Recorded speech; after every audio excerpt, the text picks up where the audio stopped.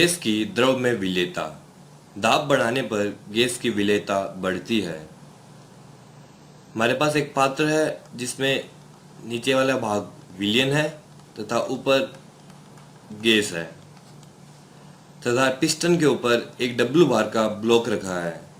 अब यदि हम पिस्टन के ऊपर और ब्लॉक को रख दें अर्थात गैस का द्रव के ऊपर लगने वाले दाब P को बढ़ा दें तो द्रव की सतह के अंदर प्रविष्ट करने वाले गैसीय अणुओं की संख्या पहले की तुलना में काफी बढ़ जाती है। अर्थात इस स्थिति में गैसीय अणु द्रव के अंदर अधिक प्रविष्ट करेंगे एवं उसकी विलेयता बढ़ जाएगी। अतः दाब बढ़ाने पर गैस की विलेयता बढ़ जाती है क्योंकि द्रव की सतह से टकराने वाले गैसीय अणुओं की संख्या बढ़ जाती है। हेनरी का नियम। इसके अनुसार स्थिर ताप पर किसी गैस की द्रव में विलेयता गैस के दाब के समानुपाती होती है। अर्थात यदि मेरे पास एक विलयन है जिसमें ऊपर एक पिस्टन लगा है तथा यहाँ गैसीय अवस्था है। हेनरी के अनुसार गैस की द्रव में विलेयता गैस के ऊपर द्रव के लगने वाले दाब के समानुपाती होती है। दूसरे शब्दों में किसी विलयन में गैस का मोल अंश उस विलयन के ऊपर उपस्थित गैस के आंशिक दाब के समानुपाती होता है। अर्थात किसी विलयन में गैस का मोल अंश x विलय उस विलयन के ऊपर लगने वाले गैस के आंशिक दाब P के समानुपाती होता है। किसी गैस का वाष्प अवस्था में आंशिक दाब P उस विलयन में गैस के मोल अंश के समानुपाती होता है। अतः समानुपाती को हटाने के लिए हम एक स्थिरांक Kh लगाते हैं। Kh को हेनरी नियतांक कहते हैं। जैसे जैसे Kh का मान बढ़ता है वैसे वैसे विलेयता कम हो जाती है। स्पष्ट है कि दाब P Kh व x के गुणनफल के समानुपाती है। यदि दाब को नियत रखते हुए Kh को बढ़ाया जाएगा तो x का मान कम हो जाएगा। इसी प्रकार यदि Kh का मान कम होगा तो विलेयता बढ़ जाती है। जनरली यह देखा गया है O2 व N2 के लिए तापमान बढ़ाने पर KH का मान बढ़ता है अर्थात विलेयता कम हो जाती है। इसी प्रकार यदि तापमान घटाएं तो O2 व N2 के लिए KH का मान घटेगा एवं विलेयता बढ़ जाएगी। क्योंकि ठंडे पानी में O2 व N2 की विलेयता अधिक होती है, इसी कारण मछली व समुद्री जीव ठंडे पानी में रहना अधिक पसंद करते हैं। ठंडे इलाकों में मछलियां अधिक आसानी से पनपती है क्योंकि ताप कम होने से O2 की विलेयता बढ़ती है। हेनरी के नियम के अनुप्रयोग। जनरली कोल्ड ड्रिंक और में बोतल को अधिक ताप पे इसलिए बंद किया जाता है ताकि CO2 की बोतल के अंदर विलेयता बढ़ जाए। कोल्ड ड्रिंक्स में CO2 की विलेयता बढ़ाने के लिए उसे अधिक दाब पे बंद किया जाता है।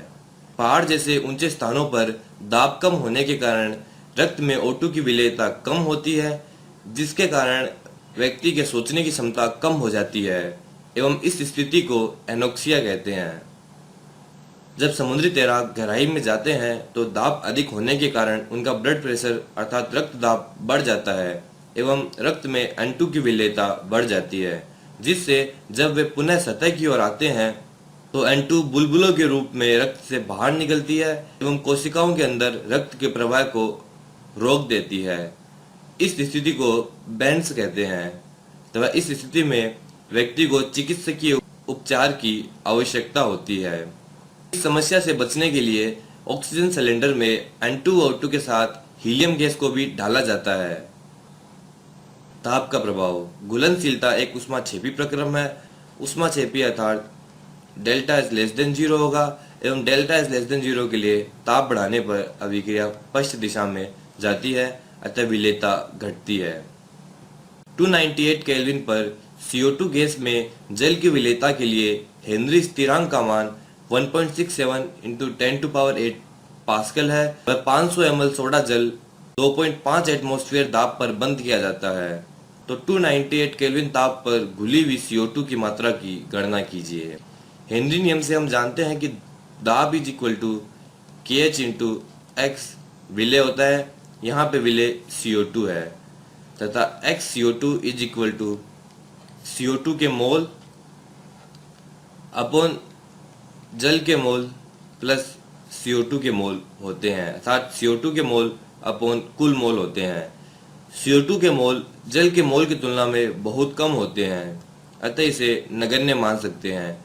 क्योंकि तनु विलयनों के लिए ही लागू होता है, अतः विलय की मात्रा बहुत कम होती है। CO2 का अणुभार इज इक्वल टू C का अणुभार 12 प्लस 2 इंटू ऑक्सीजन का अणुभार 16 इज इक्वल टू 44 ग्राम पर मोल। यहाँ पर 500 ml जल है, क्योंकि हम जानते हैं कि जल का घनत्व